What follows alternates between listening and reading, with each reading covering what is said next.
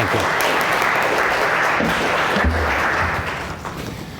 Thank you very much, Terry, for your very kind introduction. And thanks, Catherine, for inviting me to speak to you about the Anatolian galleries this Saturday morning. And thank you for coming on your Saturday morning. I'm very well aware that the Anatolian galleries in the Oriental Institute Museum are not the most attractive ones. I always imagine that it must be quite difficult for you to guide groups, certainly younger groups, through them. Certainly with Egypt and Mesopotamia on either side, with all their beautiful objects, I think it is, I admire you for doing so. And I think there are several reasons why the Anatolian part may be less attractive. First of all, Anatolia is simply less well known to the wider public. Everybody knows and loves Egypt. Everybody knows Assyria, Babylonia, and so forth, certainly also because of recent history. But Anatolia, in between, is a much less well-known entity. A second reason is that in the days when the museum started under James Henry Breasted, if you think of his famous trip in 1919, 1920 that we had the temporary exhibit about, when he went on this buying spree, the Hittites were a very unknown people. Hittite was only deciphered as an Indo-European language in 1915. We had 4 seasons of excavation at the former Hittite capital, and for the rest of Anatolia there were hardly any Hittite things known. So there was little to acquire in terms also of Hittite antiquities. Now, Breasted being Breasted, this didn't keep him from being very interested in Anatolia and seeing the potential of it. So he, for example, having come back from his trips, was, I think, the first one to say, we need a Hittite dictionary. And he also sent people out into the field, again seeing the potential that Anatolia, modern Turkey, had to offer. And then that brings me to my third point, why the galleries here may be not so attractive, is that the Oriental Institute has not been very fortunate in exploring, excavating Anatolia. First of all, the OI archaeologists sort of got drawn to the east, to Mesopotamia anyhow, subconsciously or so, I don't know. But there were some expeditions in central Anatolia, but they never really hit a nice site with lots of imposing architecture, lots of tablets and other interesting finds. So this is reflected in the Anatolian section of our museum, in the sense that we have the Alishar case. If you come from the Assyrian, you know the museum better than I do, if you come from the Assyrian reliefs and you take a left into the Anatolian section, there's first this big case with only small things in there, that is the Alishar case. And Alishar was the main OI excavation in central Anatolia in the 20s. There is this beautiful black album, Hittite Expedition 1929, for example. And the rest of the Anatolian quadrangle there is deals with the Hittite successors, what we call, and I will talk about that later on, the Neo-Hittite kingdoms. Once the Hittite Empire had dissolved, we'll talk about that in a few minutes, there was a shift from central Anatolia to the southwest and southwest Turkey and northern Syria in modern terms, and there all kinds of little city-states emerged that in at least a cultural way did continue a certain number of aspects of Hittite culture. And that is what takes most space in the Anatolian galleries.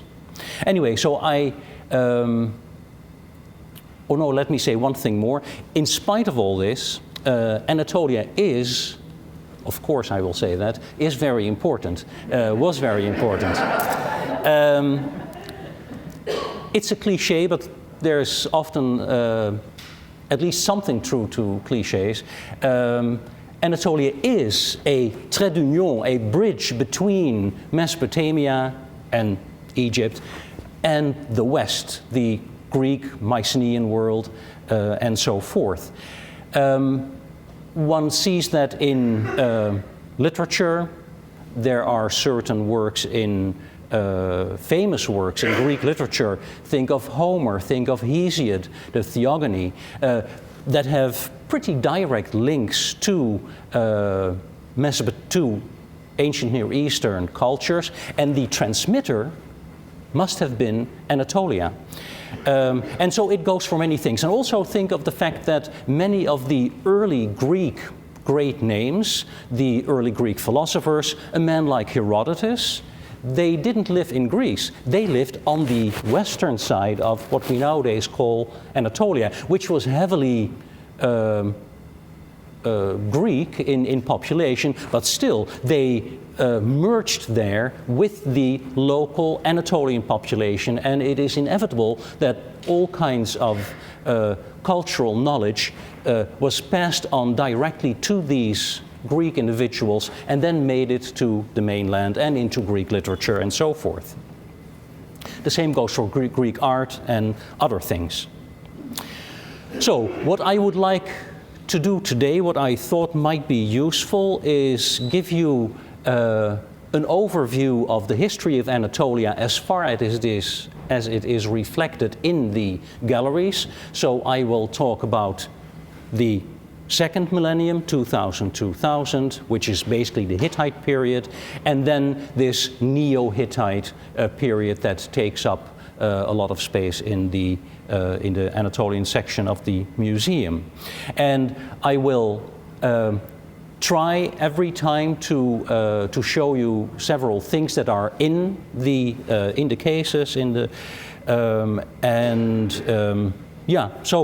meanwhile I will try to point out several things of, I hope, cultural or less historical in the sense of political, military history. Okay, but before we start with a historical overview, I think it's always good to have a look at the map. Yeah. Oh. Right. Okay. So if you come from the Assyrian reliefs, you first run up against this very nice map of the ancient Near East, with Anatolia making up an enormous large part. It is in space, if you think of the boundaries of modern Turkey that you have here, and it is larger than any of the other entities that make up the ancient Near East. Mesopotamia, the Levant with Syria, Lebanon, Israel, and Egypt. It's a huge territory. And you also already see one thing that I think is very important and one thing that determines to a large part the history of an area is its geographical makeup. You see immediately from this distance, but I will show you some other maps, how mountainous, how rugged Anatolia is. This whole area here is largely made up of mountains, and as I said, I will show you another map that shows it. And especially there are two mountain ranges. There's one here along the Black Sea coast that we call the Pontic Mountains, which is a huge barrier. If you drive a car sort of here in central Anatolia and you want to go to the Black Sea coast, you see these mountains coming up, and through passes you go up and then down, and there's only a very small coastal strip along the sea. And basically the same happens on the southern coast here that we call the Taurus Mountains. There too, there's a large plain here. You see these mountains coming up, an enormous mountain range, and then again they leave only a very small coastal strip right there. And there are also a lot of mountains with rivers cutting through that then give access to the western Anatolian coast, where all those Greeks lived, as I just mentioned. And then here you see how indeed along the mountain ranges here, then suddenly the desert starts. First fertile Mesopotamia, and then the desert. So Anatolia had very strong geographical borders, locking it off, so to speak, from Mesopotamia, from Syria. It also meant that it may have been nice in defensive ways, but it also meant that it isolated Anatolia from the rest of the ancient Near East. And of course Mesopotamia was always throughout, let's say the 3 millennia BC, was the cultured part of the world. All peoples around it, the Anatolians, but also the people in the Levant and in Egypt and in Iran, were sort of naturally drawn to Mesopotamia as the area of high culture. Here a more sort of political map, you could say. You recognize in the center modern Turkey, ancient Anatolia. Anatolia basically is a Greek name from a verb that means to rise. It is the Greek counterpart of the Latin word Orient. It's the land of the rising sun, so from a Western perspective, of course. And the circle indicates in a very general, rough way the political sphere of influence and also the power base of the second millennium Hittite Empire, including, as you may see, Cyprus, which for several parts of Hittite history formed part of the Hittite kingdom. And you also see around here the major players on the political scene that the Hittites dealt with.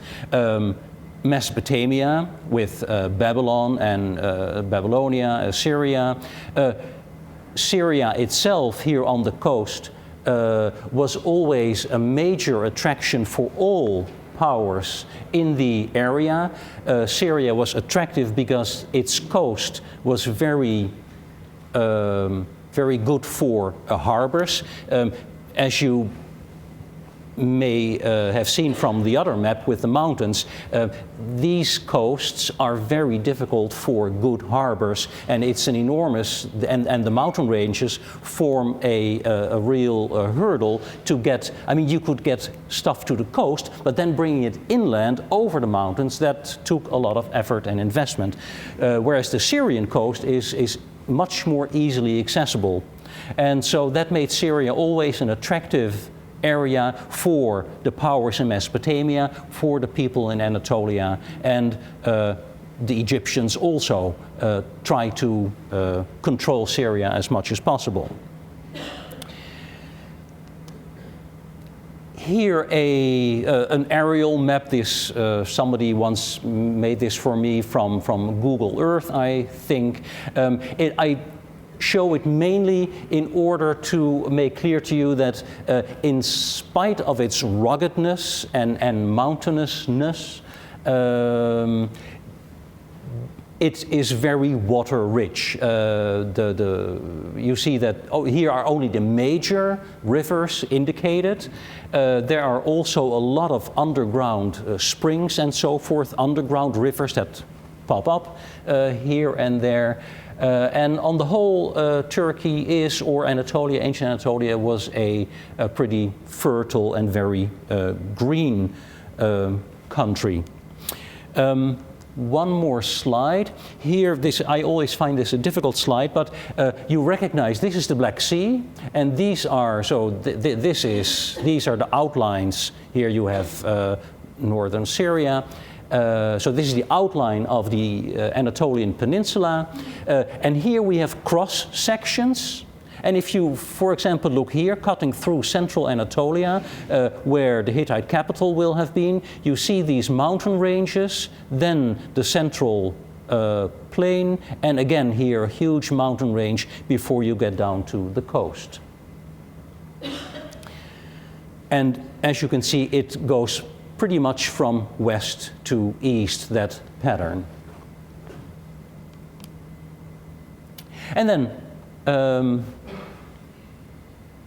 yeah, I should say something before we get to this map about the climate. The climate in Anatolia was a fierce land climate, so hot summers, but also very cold winters, a little bit like Chicago. There are beautiful pictures of the Hittite capital with thick layers of snow.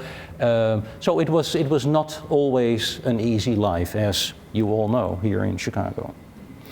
An important difference, I don't know how many people of you have traveled in Turkey, been in Turkey. Nowadays it presents itself as a relatively dry, not very forested land, but in antiquity it was heavily forested, but over the years there has been so much need for wood, already in the second millennium probably, wood as a source of energy, that it has been largely deforested by now. Another important thing of Anatolia is the fact that it is very rich in minerals, in metals, especially precious metals. It was well known for its silver, gold sources, iron. The only thing that, at least in antiquity, was not very amply there was tin. And tin, of course, is very important for the production of bronze. So the Hittites were compelled to import the tin for their bronze production, and how they did that, we will come to that in a few minutes.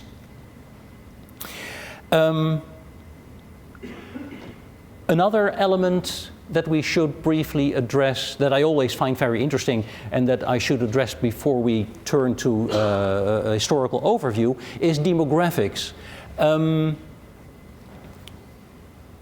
People often ask how many people lived in the capital Hattusha, how many people lived in the Hittite Empire. Well, first of all, it's extremely difficult to say. In the past, scholars have made relatively primitive estimates based on simply you take a city, you look at its square mileage or footage, and then say, okay, so many people per square whatever, and that brings you to several thousand or so. And so estimates for the capital have ranged between 6,000 to 15,000 people in the capital alone. Now the Hittite capital is indeed very large, was very large, but still, so it is really very difficult. But about 2 years ago, a young Hungarian Hittitologist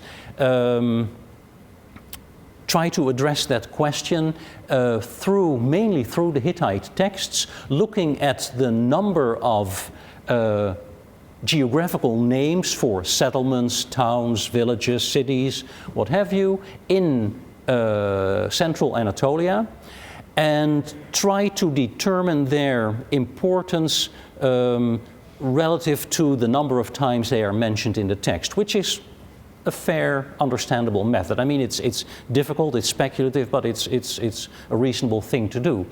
And then he tried to use other data that the Hittite texts give, and he made a distinction of small, medium, and larger settlements, and he arrived at the surprisingly small number for Central Anatolia of only 150,000 inhabitants in the Hittite period, so let's say between 2000 and 1200 BC, which for a pretty large area that Central Anatolia is I was very surprised.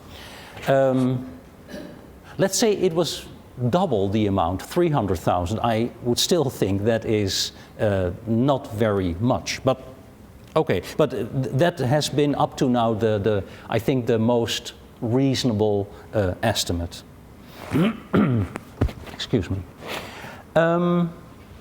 Finally, I want to say something about, and that is what this map is about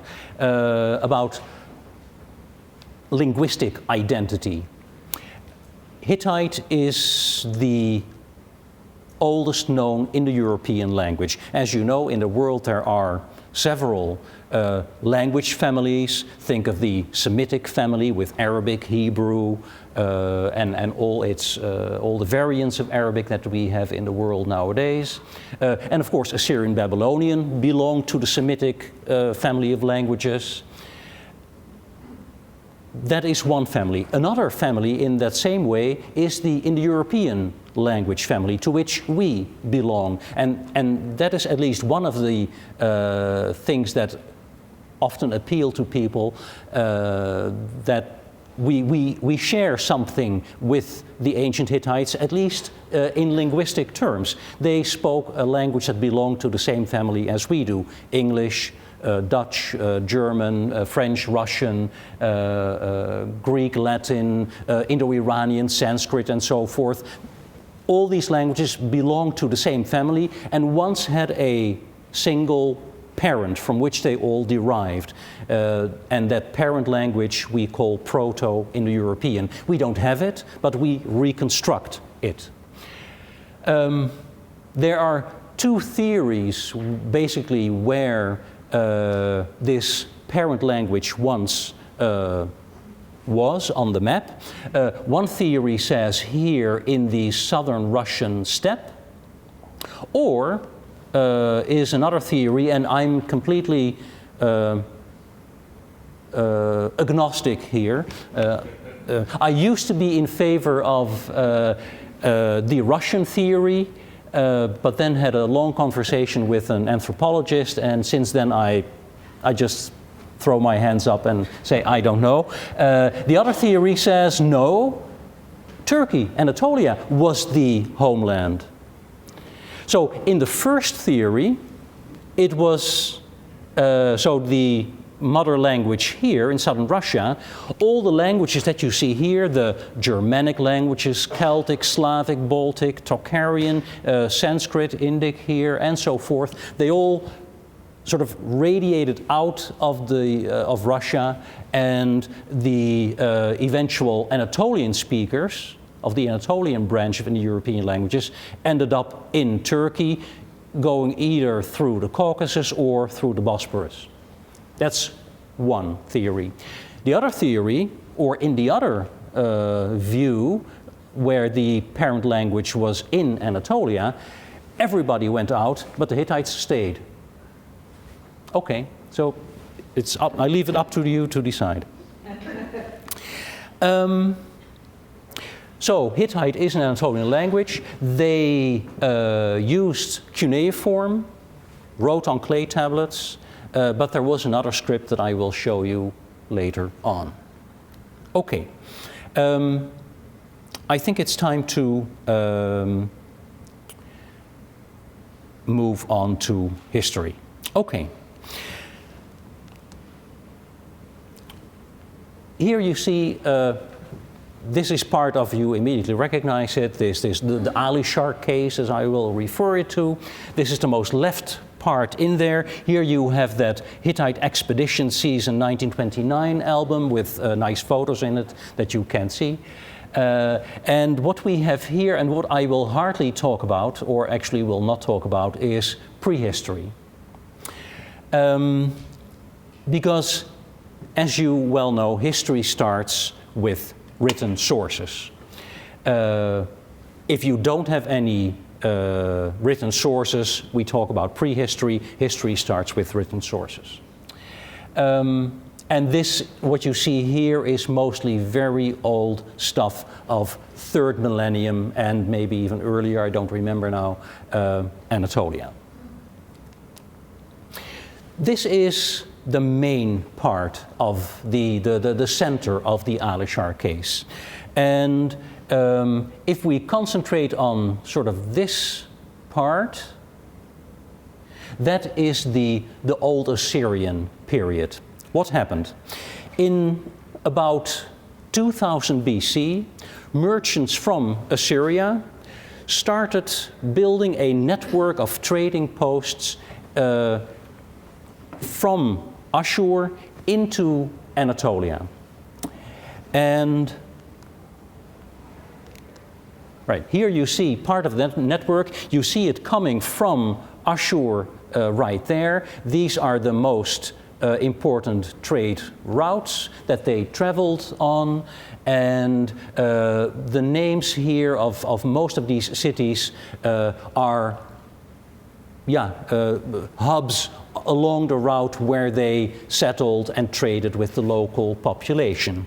And the most important of the sort of the spider in the web was Kanesh right here. And you also see that here, I hope you can read it, is Hattush. Hattush, the later Hittite capital, but at that moment it was sort of a minor hub on all these, along all these commercial routes. Kanesh was the most important one. So they started this network, building this network in or around 2000 BC, and they stayed in the area and built out this whole network until about 1750, 1730, and then it disappeared, it broke up. What did these Assyrian merchants want from Anatolia? What was their interest? Well, first of all, they came for the gold and the silver, and the iron, all those minerals that I mentioned before. Because Mesopotamia is very poor in that respect. So that was a nice thing that they got from there and were able to sell in Mesopotamia and also beyond. And the second thing was wool, or textiles, wool. The Hittites found the presence of the Assyrian merchants interesting because the one thing that they brought that was interesting to the Hittites was the tin that they so needed. I told you earlier that tin is not amply present in Anatolia, but they desperately needed it to make their bronze tools, weapons, and so forth. So the merchants brought tin and some textiles, and the merchants took mostly the gold, silver, and lots of copper also, and iron. Another thing these Assyrian merchants brought was their own script. These Assyrian merchants, they used a variant of the cuneiform script, which was actually a very simplified cuneiform if you compare it to the cuneiform that we know from Babylonia in these days. And at that moment, Anatolia was still completely scriptless. The Hittites, as they lived in this area, the local Anatolians, did not have any script. There also was not yet a Hittite kingdom. At this point in time, between 2000 and 1750, Anatolia was a loose collection of independent little city-states that did everything on a very local level, and they didn't feel the need for a script. So it wouldn't have been surprising, given the long period that these Assyrians were in Anatolia, if the Anatolians had taken over the script. And yet they did not.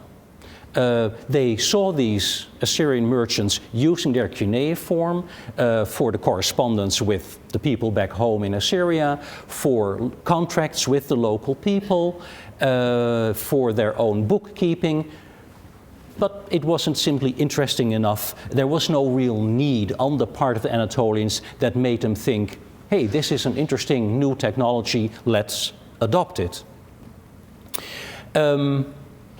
Another point that may be of importance here is that the Assyrian presence has been described by anthropologists as a so-called trade diaspora.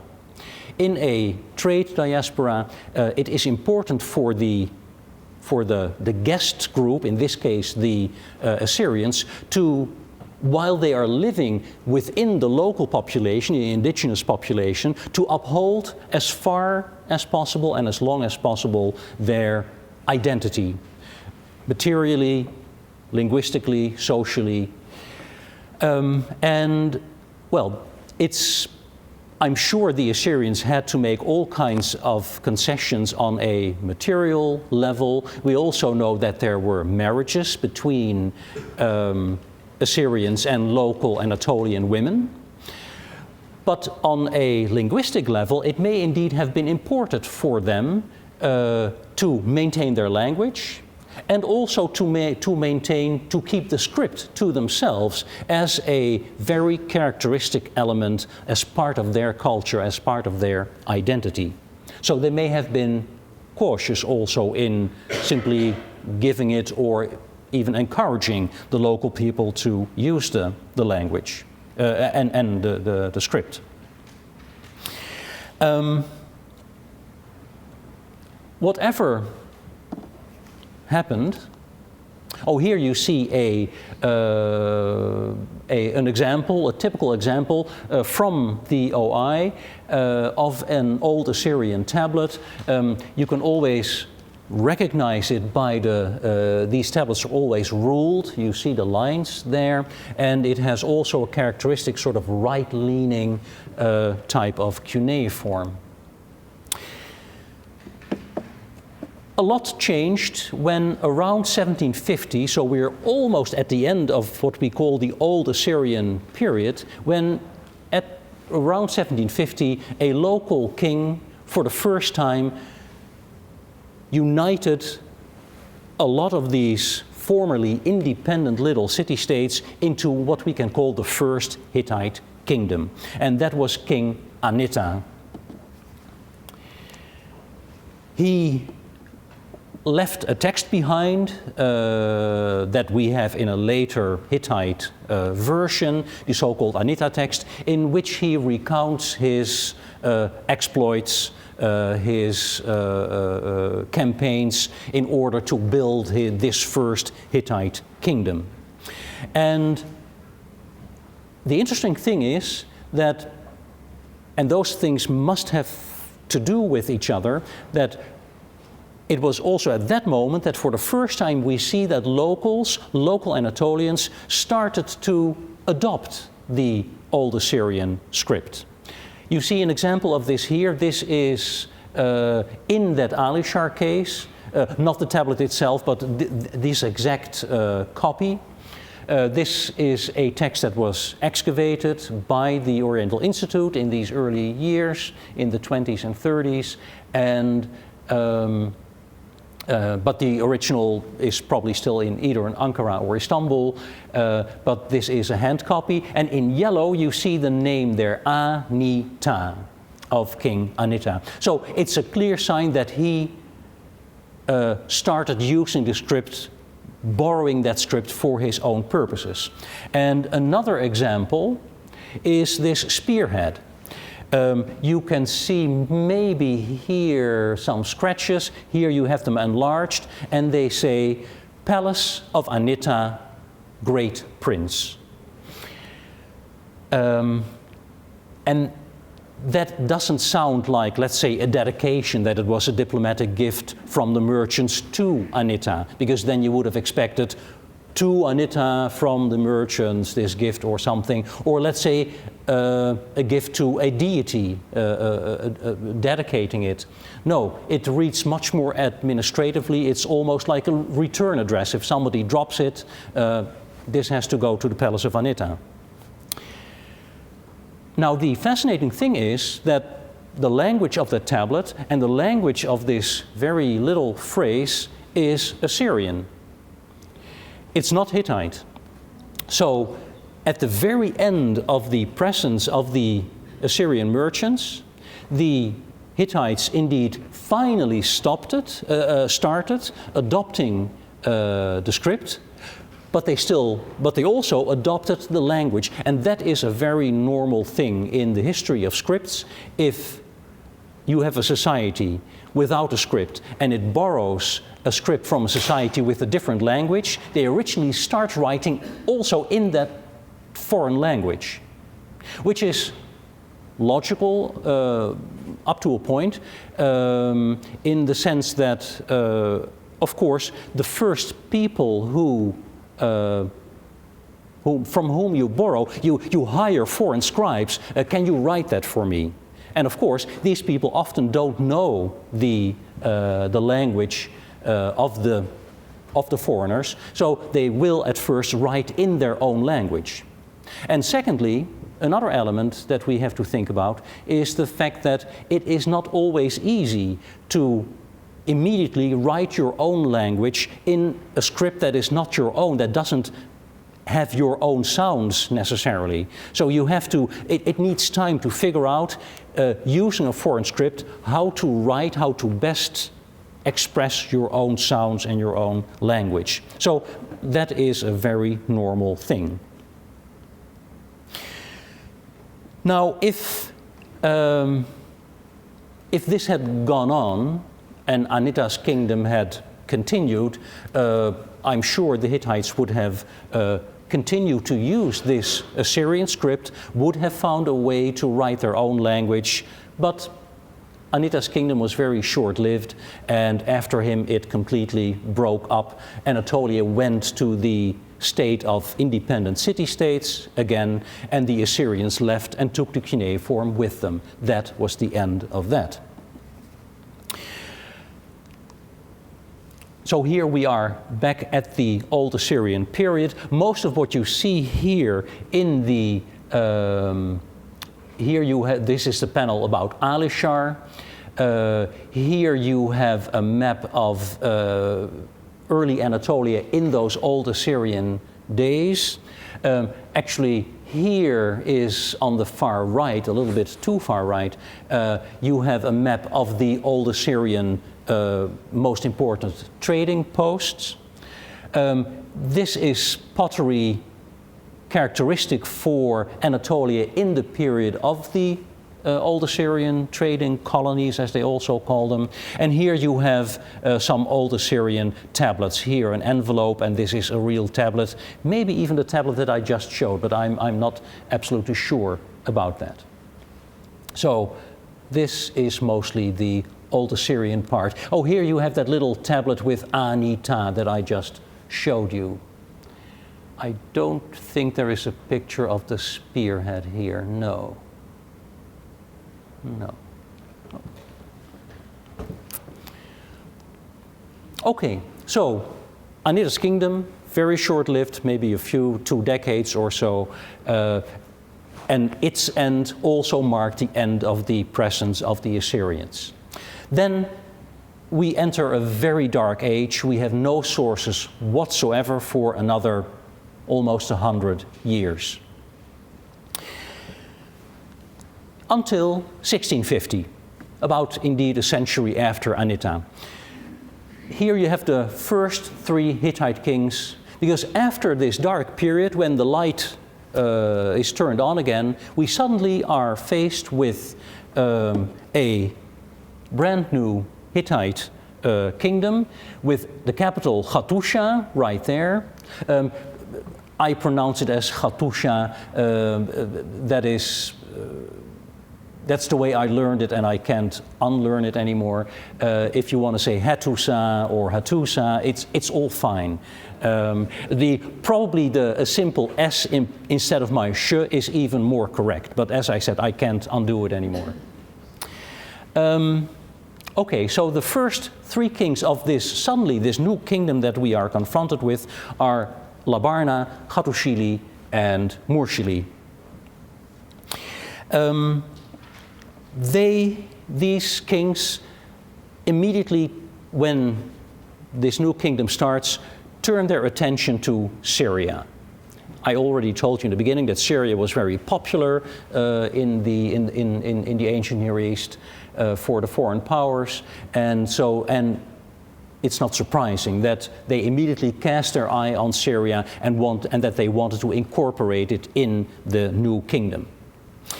That also brought them the cuneiform script. Now, with this new kingdom, we find a new cuneiform script, but it is totally different from the former script that the Anatolians in the end started to borrow from the Assyrians. This script is so different that it cannot be derived from it, cannot have evolved out of the Assyrian script. This must have had a different source, and it is clear that the source is Syria. So these early Hittite kings, they moved into Syria in their military campaigns, must have seen the script there, and as a new state, they pretty soon must have recognized, first of all, the prestige of, as a new kingdom, having a script, but also its potential. And very practical, they had to correspond with local kings in Syria. And of that you see an example. This is a letter. This is not from the OI or anything. It's actually a fairly recent find, and it is in a private collection. Its provenance is, unfortunately, as so often with especially private collections, is unknown. But it must come from Syria, somewhere, a local town. It's a letter from Labarna, that first Hittite king that I showed you on the list of three, to a local Syrian ruler. But in order to have this written, that Hittite Labarna king must have forced a local scribe. I need to write a letter to that local king. I'll dictate, you write it for me. And that's what happened. And so this is a very early one, let's say dating from around 1650. But then the Hittite kings also started using it slowly for their own purposes. Again, using at first the Akkadian that is in here.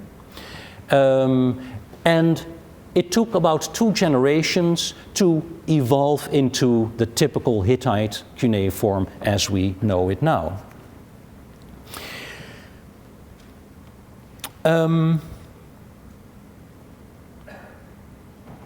Then, after the greatest and military feat of this early period, these first 3 kings, was the sacking, the capturing of the city of Babylon by Murshili, the 3rd king on my list just now. He, campaigning in Syria, apparently thought, hey, why not go a little further, some 500, 700 kilometers, and why not take Babylonia as well? We have no idea why he did it. He cannot have imagined that he would be able to afterwards control all the intervening area and incorporate it into a big empire. But anyway, it is an admirable achievement. He sacked Babylon, others took it over, and he must have gone back again. But coming home, he was killed, and another dip in Hittite history sets in, but not as dark as the one between Anita and these Hittite kings.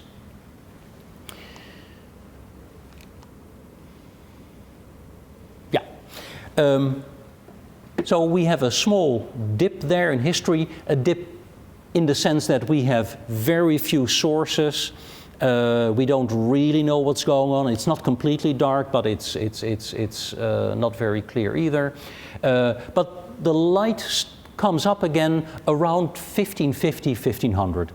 And this is a very important period in Hittite history. The name that we associate most with this period, but it's certainly not the only influential king, is King Telepinu. He must have reigned more towards the end of this period, let's say 1520-ish. But we see a lot of documents suddenly that bear his name. It is in this period that we also see a sudden building boom in the Hittite capital. Here you have the Hittite capital.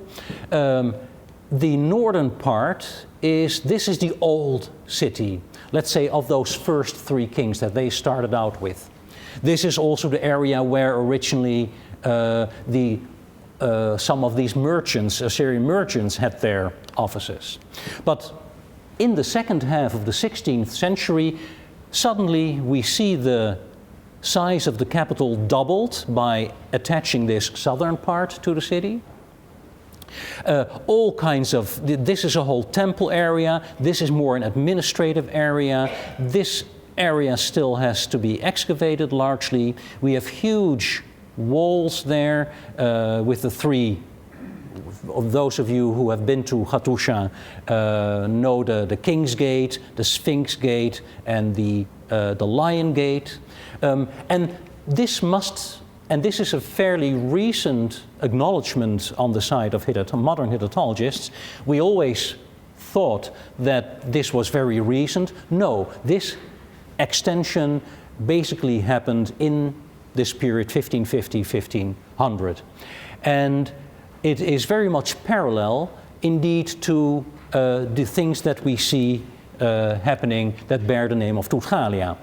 For example, we have from Telepinu's, I think I said Tudgalia, from Telepinu's reign, we have a lot of these documents. These are land grants, where the king grants an enormous piece of property and domains and everything on it to mostly a member of the royal family. And this was probably in order to get the central Anatolia under stricter control. The Hittite Empire, the Hittite kingdom, was a family business.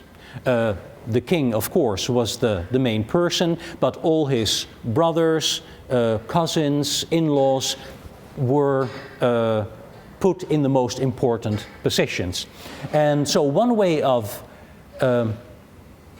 controlling them and controlling the country was to divide the country up, so to speak, and to give them, these family members, important pieces. And so this is what we call the land grants, and they have a very specific shape. They're very thick, sort of pillow-shaped, and they bear in the middle a big seal of the king. So we can date them pretty precisely, and this one belongs to, is one of the, we have several dozens of them, one that belonged or stems from Telepinu. We also see spread over Anatolia, and this is interesting with a view of the Alishar case, we suddenly see at several places an art form coming up that we call the relief vases. This is one of the two best preserved examples. There is a picture of it and a drawing that I will show you in a second in the Alishar case. So these vases are sort of, this one is about this high. So it's huge. 4 of these big handles, and it has several registers or friezes showing very interesting celebrations, probably cultic celebrations. If we don't know it, we always call it cultic. So that's what you see here. And this is a hand drawing of that vase, which is also in the Alishar case. Now this, what you see here are indeed, you see acrobats here doing somersaults, musicians, cymbals, big lyres. What these people are holding, I don't know. An altar with little figurines on it that actually are the same kinds of people that you see here. 2 women with cymbals, and this is sort of a guitar-like player. 2 people on a bed sitting here. This is another kind of altar. This is a vase, just like the vase that we are looking at. And here a libation scene, somebody with a vase pouring a libation before or on an altar before. Yeah, is that a deity then? More cultic personnel. Here a bull is being slaughtered. You see, this is somebody, it's damaged, but this person is sort of pulling back the head of the bull, and another person is sitting here and is,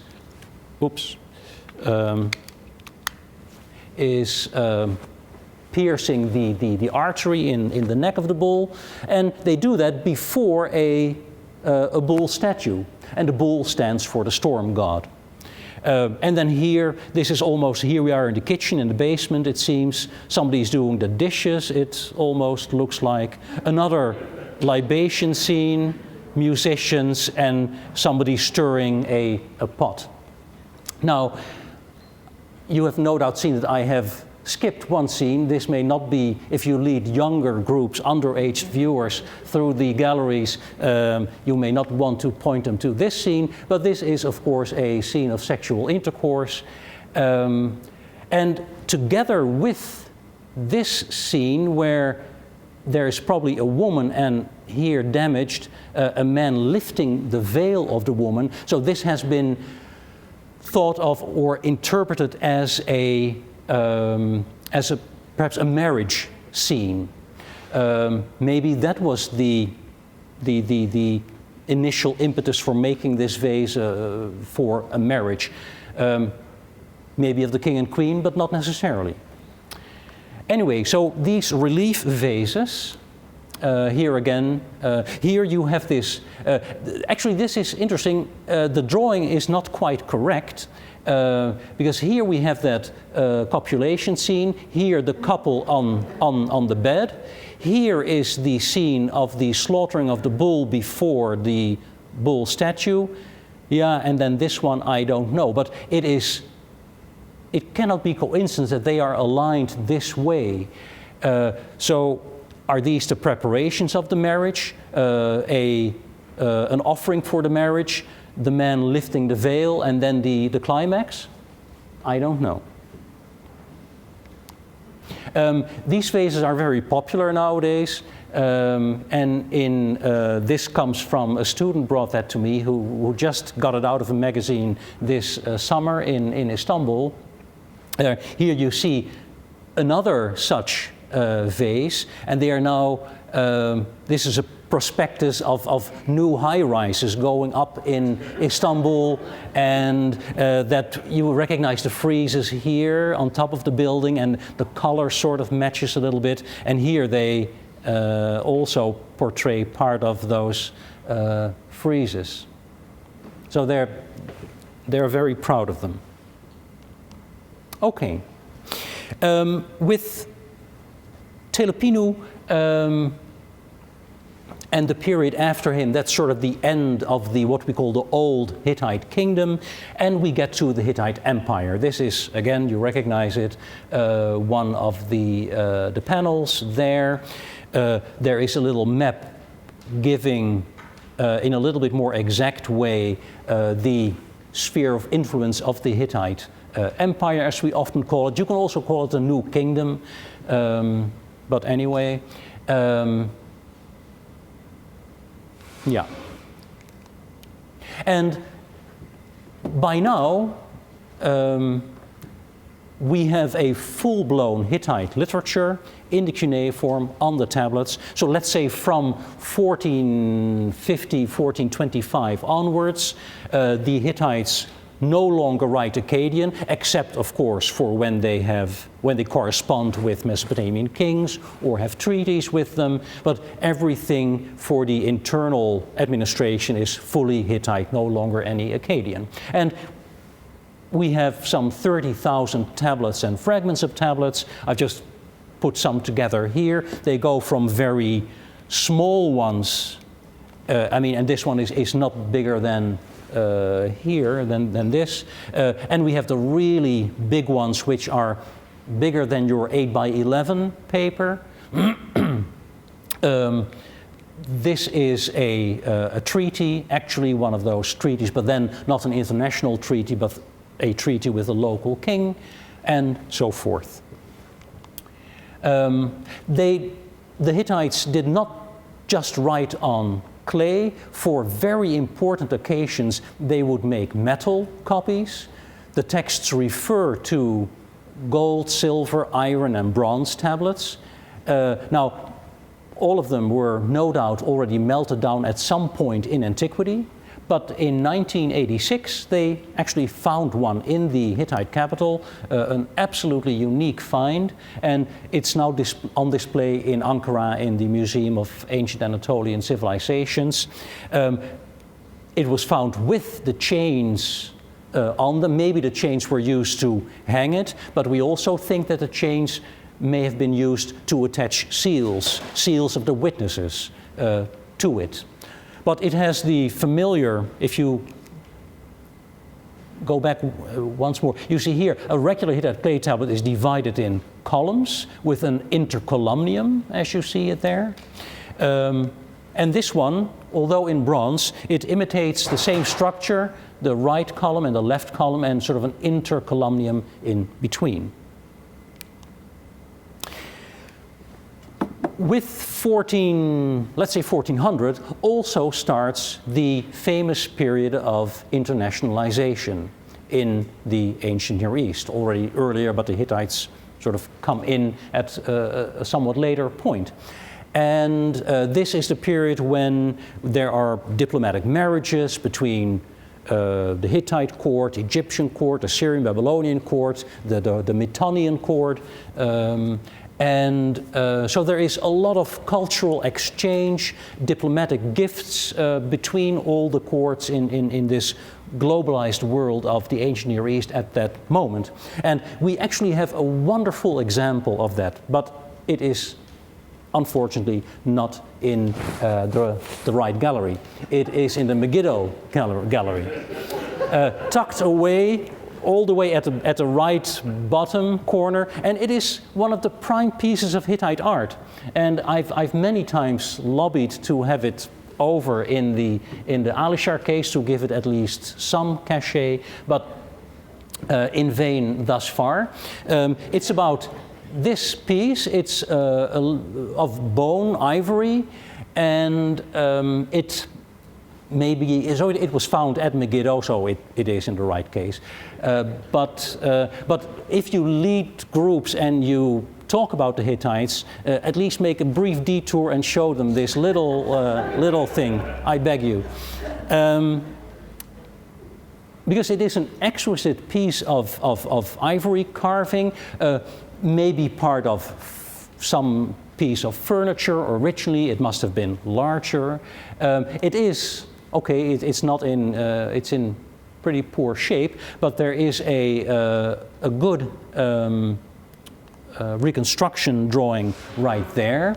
And, but the whole scenery, the whole iconography is thoroughly Hittite. The first thing you see are these two winged sun discs that maybe originally they were borrowed by the Hittites from Egypt, but they are a very Hittite piece of iconography, and beneath them a sun deity in a long robe, a short cap on, or a tight-fitting cap on the head, and in between we see these, sort of mythical creatures, mixed creatures, often with animal heads, and they all sort of keep their hands up like this, as if supporting something. And you see that also here. And so there are several rows originally of these creatures that support each tier. I've been wondering whether there might be some sort of a cosmological thing behind it. Heaven with the sun god, then lower tiers, and then going ever lower and maybe ending with earth or the netherworld even, who knows. But that is pure speculation on my side. But it is an imagery that is utterly Hittite. So that is a very nice piece in our galleries. Of course, if you go to the other side, to the Amuk case, if you turn around, then there too, the Hittite period is of course represented right here. There are several pieces of pottery that date to the Hittite period, and they're actually here at the bottom. There is a definitely Hittite seal, an original seal. Oh, I'm sorry.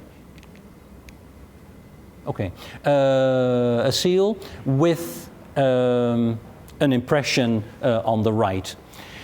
Now, this brings me to the second script. I told you already the Hittites, they used cuneiform on clay tablets, but they also developed a second script that we call hieroglyphs, because they remind very much the Egyptian script in the sense that you recognize all kinds of little heads, body parts, animals, inanimate objects from daily life. And so that's why we call it hieroglyphic, but it doesn't have anything to do with the Egyptian hieroglyphs. And that script was used by the Hittite kingdom, the Hittite Empire, on seals and for large publicly displayed inscriptions. And this is an example, this seal that was found in the Amuk, but this must have been a Hittite traveling in this globalized world towards the east. The roots of this script are clearly indigenous Anatolian and go a long way back. If you remember this land grant that I showed from the 16th century, second half 16th century, here in the middle, the rosette, but that's not so important. It's more these two signs, a triangle and an Ankh, Egyptian Ankh-like sign, that are already known from Anatolian indigenous iconography in the 18th and 17th century.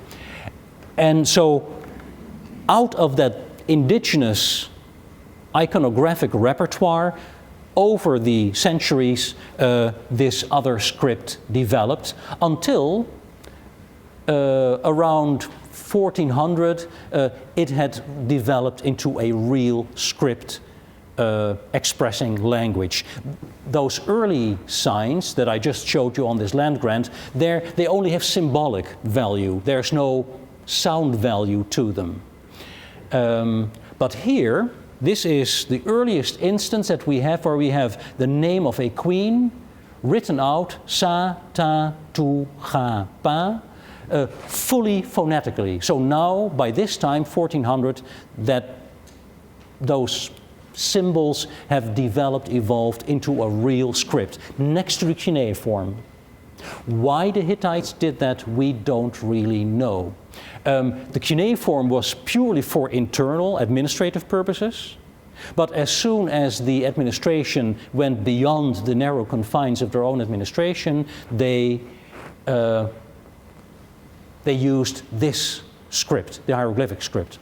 Some scholars think that there might be a nationalistic element to it, in the sense that the cuneiform was still associated too much with Mesopotamia. It was not their own script. This was their own script. And whereas also the cuneiform is completely abstract, you don't recognize anything in there, at least the illiterate people on the street would recognize certain things. They would recognize not only the hands and the heads, but also all kinds of objects, because they were objects that surrounded them on a daily basis. So they at least would recognize it as a script of their own. It's difficult, but there might be a nationalistic element to it.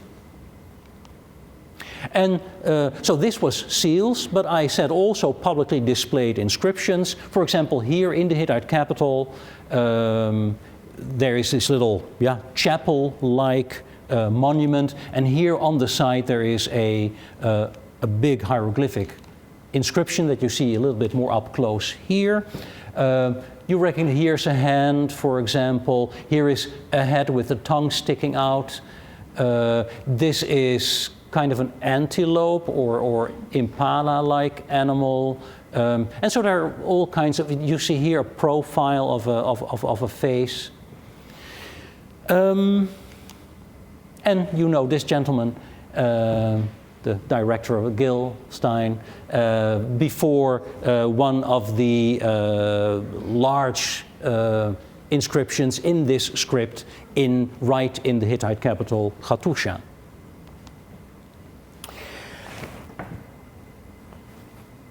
Okay, around 1200 the Hittite Empire breaks up. It disappears. It vanishes into thin air almost. Hittite as a language disappears. The cuneiform script they used disappears forever. And we still don't really know why. All kinds of reasons have been proposed, economic, catastrophes in terms of earthquakes, climate change, foreign invasions. I'm sure you all have heard of the Sea Peoples who wreaked a lot of havoc in the eastern Mediterranean, coming probably from the west and then along the coast until they will finally stopped by Ramesses III. But you may also have read in Wednesday's New York Times, there was a very interesting article about Israeli scientists who have now apparently pretty good evidence for indeed climate change as a major element in this.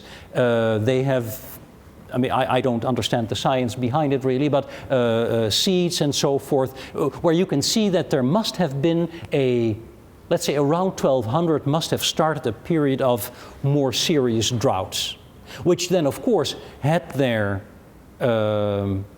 effect on the local economy. And if they were more widespread, they will also have affected not just Anatolia and the wider Middle East, ancient Near East, but also areas here. And that might have led to migrations, because one of the things we do see around 1200 is that people coming from the Balkans migrate into Anatolia, pushing the local people, or at least the elites, further that way. So there must have been a push from the, let's say, the northwest to the southeast. And we can sort of track that. The Hittite capital is abandoned. It used to be thought that the Hittite capital was destroyed, a big fire and so forth, but nowadays archaeologists say no, the Hittites just packed up their things and left. But they must have done so because they felt threatened in some way or other. And what we see is that Hittite culture in terms of iconography and the hieroglyphic script, that they suddenly sort of appear here in this area, southeastern Turkey, northern Syria. Because what survived is this hieroglyphic script that we just saw on the seals and on the publicly displayed inscription. The cuneiform is dead, is no longer there, the Hittite cuneiform, but the hieroglyphic script survives. And what also survives is this sister language, dialect, if you will, of Hittite that we call Luwian. Because the interesting thing is that those big inscriptions, the seals you can tell, but the big inscriptions in this hieroglyphic writing system, they don't write Hittite, no, they write Luwian, this dialect. You can see it like, let's say, Italian and Spanish, sort of that relation of Luwian and Hittite. So it's the script that survives, and it's the Luwian language that survives into the Iron Age. And if we look at the map now, we see a completely different picture. All the Hittites are gone. It breaks up into small city-states in this area, and the big power then is Assyria. And what happens here, we hardly know. It is pretty dark. And so we see Assyrian script coming up in that area of the, and we call those, we call those new little city-states the Neo-Hittite city-states. And the languages that we see there are Assyrian, as you see it here. This is from our own galleries. We see the hieroglyphic Luwian script, the hieroglyphic script that we just talked about. Again, the face with the tongue sticking out, and there's a cute donkey right there in the corner. So the cuneiform, the hieroglyphic script survives, and we see alphabetic scripts coming up. We'll see this one later on. And that's why we have in the gallery also this case on writing in Anatolia, because Anatolia is one of the places where we have these three different writing systems sort of next to one another. And you can also write a nice history of it. It starts with the cuneiform. There is the hieroglyphic right there. And here we have a little piece of on a spindle whorl, an inscription in very early Phoenician, very early alphabet. So the rest of the gallery, the Amuk case and so forth, is all centers around Tainat. Tainat, which was located sort of right there on the top of on this bend of the Orontes River. And this stone base also gave off the pattern that you see above the panels. So it was the inspiration for the panels throughout the Anatolian section. And here you have Tel Tainat. You see those same stone or column bases in the background in the photo. And here, part of what they found there, indeed, again, hieroglyphic inscriptions. Maybe this was once sort of a throne, a pedestal for a large, either a king or a deity or a statue of it, thoroughly smashed by the Assyrians. And this Neo-Hittite period finally comes to an end around 700, when the Assyrians definitively take over. This puts an end to the independence of those Neo-Hittite city-states. It brings an end to the Luwian language around 700 BC. And but there is now, when that happens, when the Assyrians sort of take over and put an end to that part of Anatolian civilization, in central Anatolia, suddenly the Phrygians come up. And with that we reach the final part of the Alishar case with the Phrygian kingdom. The Phrygian kingdom in central Anatolia is of course closely linked to the mythical name of Midas, King Midas, the famous king whose story is also told by Herodotus. This was for a long time believed to be the tomb of King Midas in west of the Hittite territory proper. This is a not very good view of the chamber inside the tumulus, inside the hill that was built over his tomb with heavy wooden beams. And a reconstruction is made in Ankara in the museum. Here you see allegedly Midas, but it was probably an earlier king, with all kinds of grave gifts around him. But Midas is an historical figure. Here you see an example of the Phrygian alphabetic script, and his name is, here you see an M, I, this is a delta, with the ruling sort of doing double duty as also as the base of the delta, and then an A. And he is probably also here, Midas. And this is pretty easily readable here that I showed you this earlier. Again, you have the M, an A, another M, and partly through it a Y, a T, an A, and this is an S.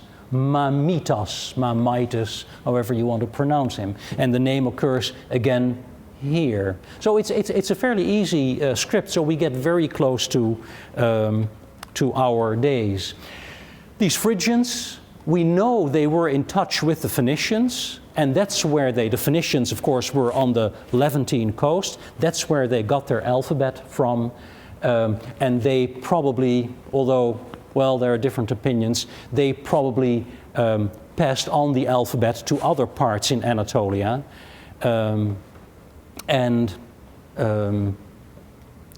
But other people think that it came straight from the Greeks. But okay, we're still fighting over that. Anyway, by then, Anatolian civilization in Indo-European terms is almost over.